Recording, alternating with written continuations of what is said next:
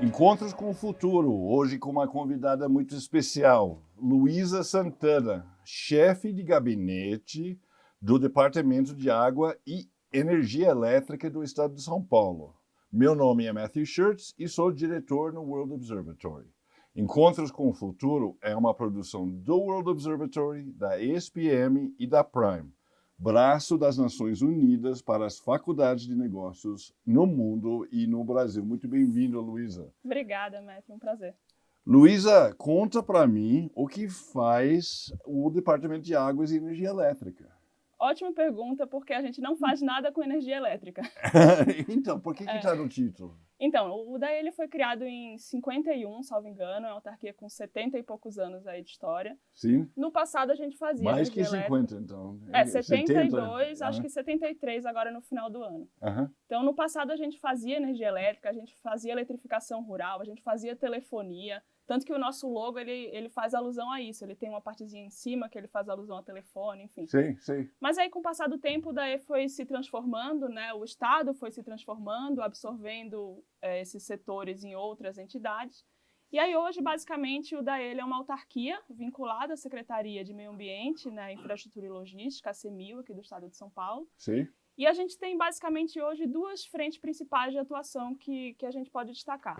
Uma primeira é uma frente de obras de infraestrutura hídrica e serviços, então a gente constrói barragens, a gente presta serviços de desassoreamento, constrói e opera piscinões, a gente perfura poços.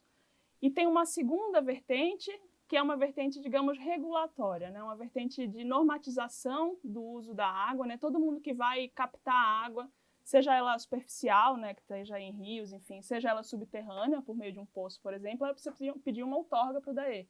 Que basicamente é uma autorização, dizendo, olha, eu quero captar tanto em volume, e aí o DAE autoriza, avalia, né, como é que está a situação naquela região, se pode captar naquela quantidade, daquela forma que a pessoa está pedindo, e aí a gente autoriza, ou seja, a gente outorga esse direito de uso de recurso hídrico. Então, basicamente, hoje a gente tem essas duas atividades principais. As duas voltadas para a água mesmo, tudo voltado para a água Tudo hoje. voltado para a água, para a infraestrutura hídrica. E aí é legal a gente falar que a gente está nesse momento agora, e é notícia quentinha, né, num processo de transformação em agência reguladora. Tá. Hoje, como eu falei, a gente já regula o uso da água, mas a gente não é uma agência reguladora, a gente é uma autarquia comum, né? E aí o que é que isso muda, assim, o que é que isso traz para a gente aqui de diferença, né? A agência reguladora, como eu falei, ela é uma autarquia de regime especial. Nada mais é um nome bonito que a lei inventou para a gente dizer que tem um pouco mais de autonomia. Né? Então, a gente tem autonomia orçamentária, pode ter receitas próprias, tem autonomia nos dirigentes, que são, apesar de serem nomeados pelo governador, são dirigentes que têm mandato específico, então a interferência do governo ela é menor, mesmo porque a gente regula o próprio governo. Né? Então, a gente está nesse processo agora de transformação em agência reguladora. E aí, após um prazo de transição, que ainda vai durar alguns anos, essa vertente que eu comentei das obras de infraestrutura hídrica, elas vão ser absorvidas por outros entes do Estado de São Paulo, e aí o DAE vai ficar nessa função regulatória e, na verdade, não vai mais se chamar DAE. Quando a lei passar, né, sendo aprovada da forma como está proposta, ela está agora na Assembleia, o DAE vai se chamar SP Águas. Então, Águas. Isso, a gente vai ser uma agência reguladora, fazendo um pouco do que a gente já faz, mas de uma forma mais robusta, mais independente, né, mais focada aí nessa regulação e na fiscalização do uso de recursos hídricos. Luísa, qual é a relação, a diferença entre o DAE e a ANA, que é a Agência Nacional de Águas? Perfeito. No estado de São Paulo, o DAE tem atuação muito parecida com o que a ANA tem em âmbito federal nesse processo de concessão de outorgas que eu falei de direito de recursos hídricos. Então, se a gente tem um rio, um corpo d'água, que ele começa e termina, ou seja, tem sua nascente e sua foz, no âmbito do mesmo estado, quem concede a outorga de direito de uso de recurso hídrico é o órgão estadual, é o DAE aqui no estado de São Paulo.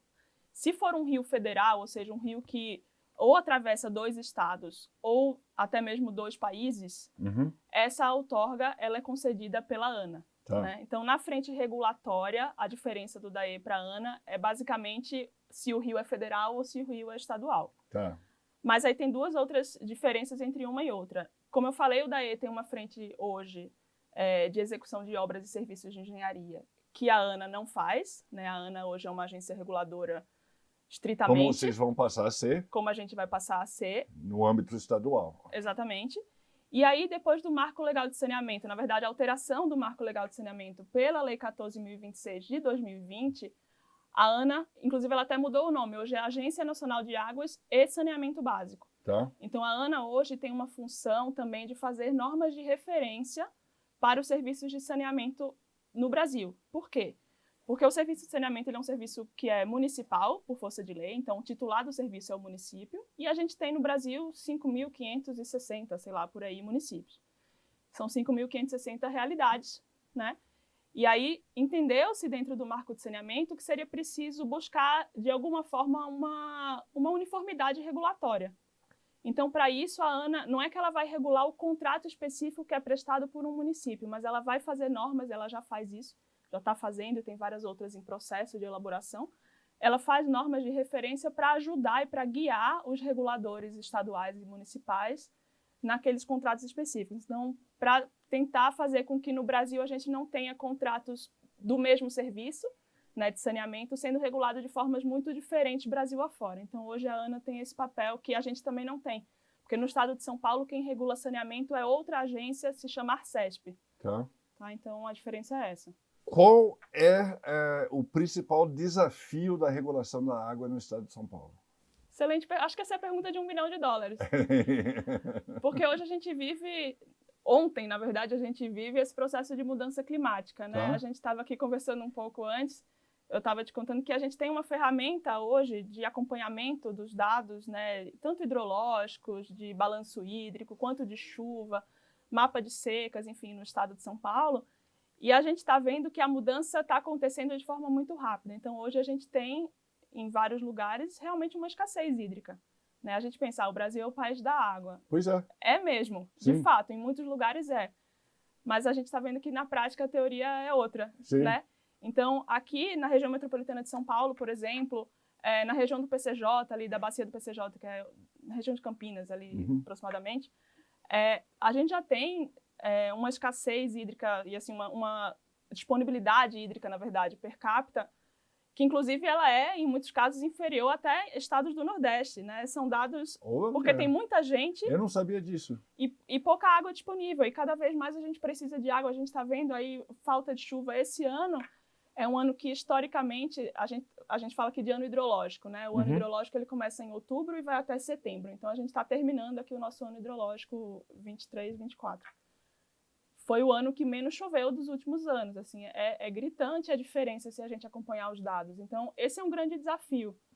Como é que eu garanto o uso racional da água, como é que eu garanto abastecimento, como é que eu garanto que as pessoas vão ter disponibilidade de água, se a gente está vivendo um cenário, em algumas regiões, difícil em termos de, realmente, de oferta. Sim, né? sim. Então, o grande desafio do regulador e esse é o nosso grande desafio enquanto nesse processo de transformação em agência, é de fato incentivar e garantir e tentar zelar pelo uso racional da água. Não dá mais para a gente abrir a torneira e deixar ela lá. Sim, né? sim. A gente tem que entender que é um jogo de soma zero. Se você tira ali, falta aqui, enfim. Então, o grande desafio do regulador é fazer com que todo mundo consiga ter acesso às suas demandas, e aí não só abastecimento público, mas irrigação, dessedentação animal, indústria, todo mundo precisa de água, né?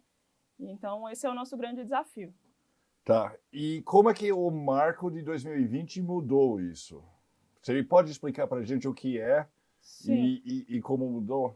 Que foi um impacto sísmico, né, na área de águas e saneamento, né?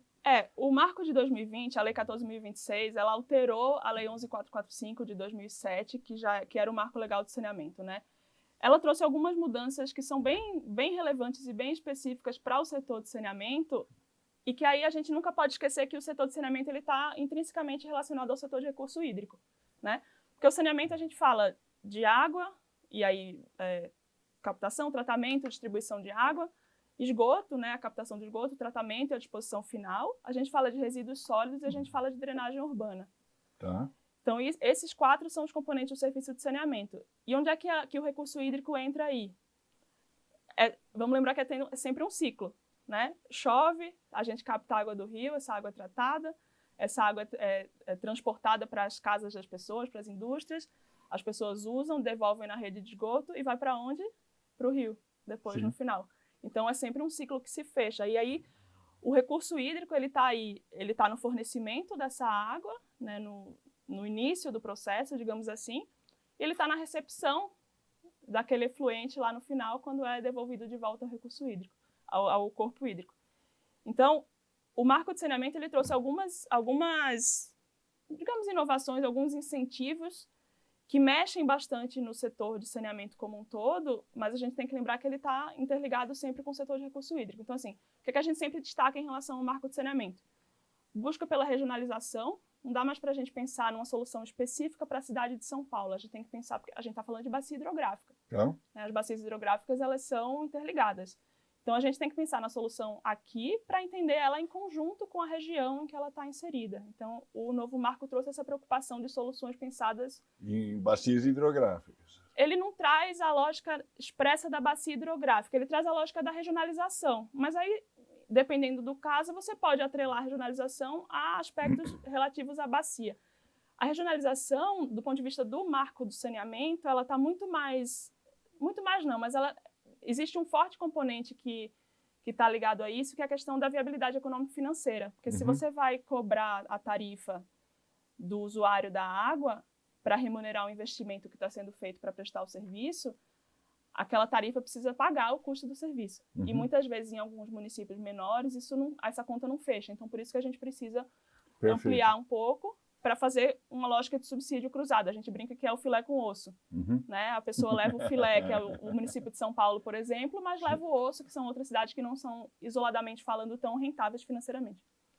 O novo marco trouxe também uma lógica dessa preocupação com a regulação. Então, aí também entra essa interface com o recurso hídrico e com essa nossa conversa de transformação do DAE em agência reguladora. Existe uma preocupação em fortalecer a regulação do serviço. Porque as duas coisas são ligadas, As duas coisas são ligadas. Tá.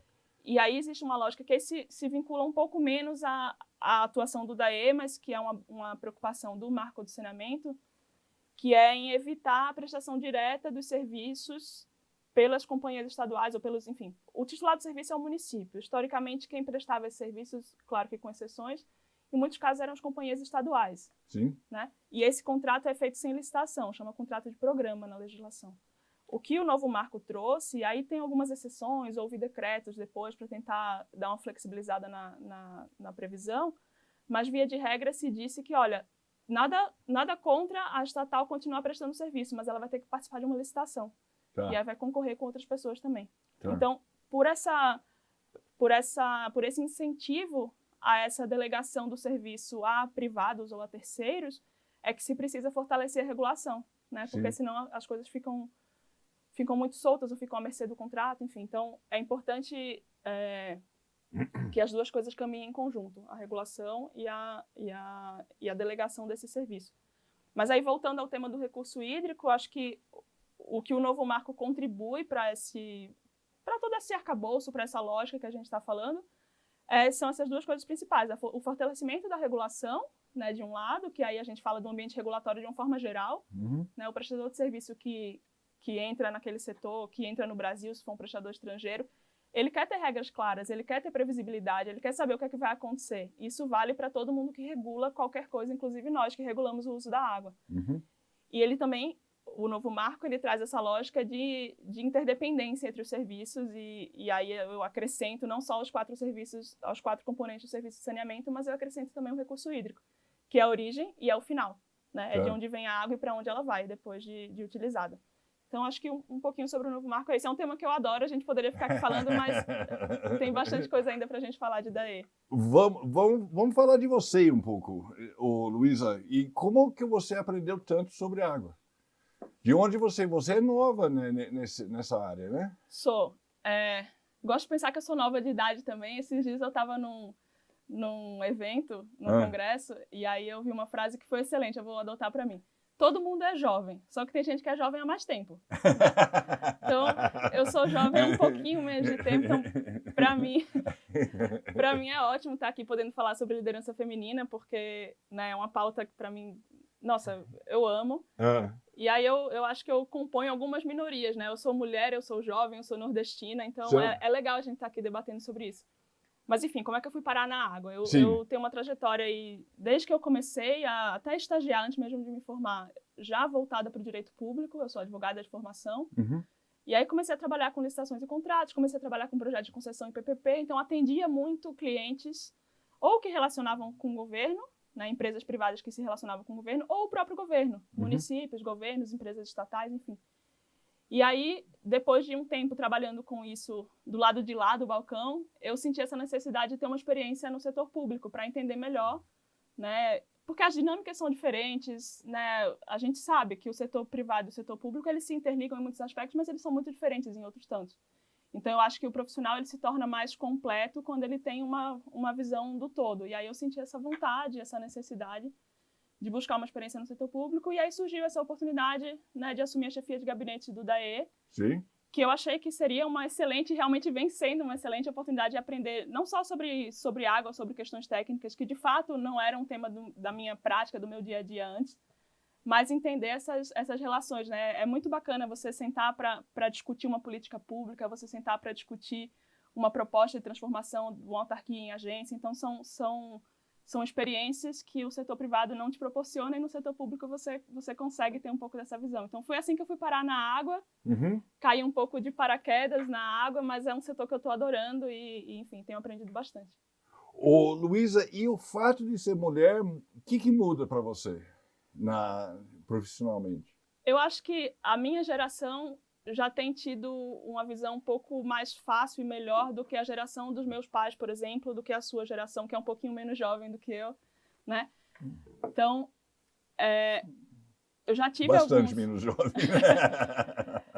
Eu já passei por algumas experiências que não foram tão bacanas do ponto de vista de mulher, assim, de ser, de alguma forma, diminuída por aquilo ali. De ser silenciada, de ter pessoas que você fala e a pessoa repete a mesma coisa que você falou, como se tivesse sido ela. Enfim, algumas situações que eu tenho certeza que para os homens isso não, né, não acontece no dia a dia. Mas eu prefiro ver as coisas de uma outra perspectiva. Eu acho que a gente tem que olhar para isso como oportunidade, né? Eu espero que daqui a 5 anos ou menos, enfim, a gente esteja aqui debatendo não só do ponto de vista da liderança feminina, mas da liderança ou então da água, enfim, de temas, talvez essas preocupações com o fato de ser ou não mulher, elas sejam menos relevantes do que a trajetória, né? Acho que todo mundo tem uma trajetória, todo mundo tem uma história, e eu acho que o bacana é entender que essas diversidades, elas são complementares, né? Ô, Luísa, se você pudesse mandar um recado para você, Luísa, aluna de Direito na faculdade, porque esse programa também é para os alunos da SPM. Sim. O que você diria hoje para ela, que você não sabia na época? Eu diria, se joga. Eu acho que na faculdade, isso é um arrependimento que eu tenho, olhando para trás. Com a cabeça que eu tenho hoje, eu teria feito diferente. Eu tive na faculdade uma preocupação muito grande com questões acadêmicas, então eu valorizava muito as questões acadêmicas, e aí eu deixei, por exemplo, de me envolver em projetos de extensão, em projetos de pesquisa, que eu acho que teriam agregado muito para a minha bagagem, né? Então, acho que na época da faculdade, o tempo voa. Então, quanto mais a gente puder se envolver, enfim, estagiar em locais diferentes, desde o começo, assim que possível, se envolver em projetos diferentes, até coisas que você acha que não tem muito a ver com você, ou coisas que você acha que não vão te agregar tanto, tenho certeza que vai agregar. No pior dos cenários, você vai conhecer uma pessoa que lá na frente vai fazer parte da sua rede de networking. E hoje em dia isso é essencial. Então, esse era o conselho que eu teria dado a mim mesma, assim, pensa não só na parte acadêmica, mas em todo o ambiente que a universidade pode te oferecer. E isso porque eu estudei na Universidade Federal de Pernambuco, então eu estava em Recife. Aqui em São Paulo, os alunos da SPM, eu tenho certeza que têm muito mais acesso a eventos de temas de interesse, a congressos, a cursos, a palestras, que em outros estados a oferta existe, mas ela não é tão grande. Então, acho que... Sua dica é vá nesses eventos. Vá em tudo que for possível, assim, deixa para dormir no final de semana, sei lá, dá um jeito. Não estou dizendo para a pessoa só viver para a faculdade, eu acho que a vida é muito mais do que isso. Mas eu acho que quanto mais experiências diferentes a gente tiver e for agregando ao longo da vida, sobretudo na faculdade, eu acho que isso vai nos dar vai abrir a nossa cabeça para o que a gente quer fazer no futuro, né? A gente se forma com 20 e poucos anos. A gente viveu muito pouca coisa, Sim. né, até lá, para saber o que é que a gente quer. É difícil a gente ter vivido, sei lá, cheguei no final da faculdade, 22 anos, só estagiei numa área, só frequentei um tipo de evento e tal. Não, eu só sei aquilo da vida, Sim, né? Se você sim, puder se envolver em outras atividades, em outras coisas diferentes, isso vai te dar repertório para saber o que é que você quer fazer, o que é que te agrada, o que é que não te agrada. E aí eu acho que isso teria sido um conselho que eu gostaria de ter recebido. Luísa, muito obrigado. Foi uma bela aula para mim. Aprendi um monte sobre a água em São Paulo e espero que tenha a oportunidade de falar com você novamente no futuro, tá? Eu que agradeço, foi ótimo. Nota 10.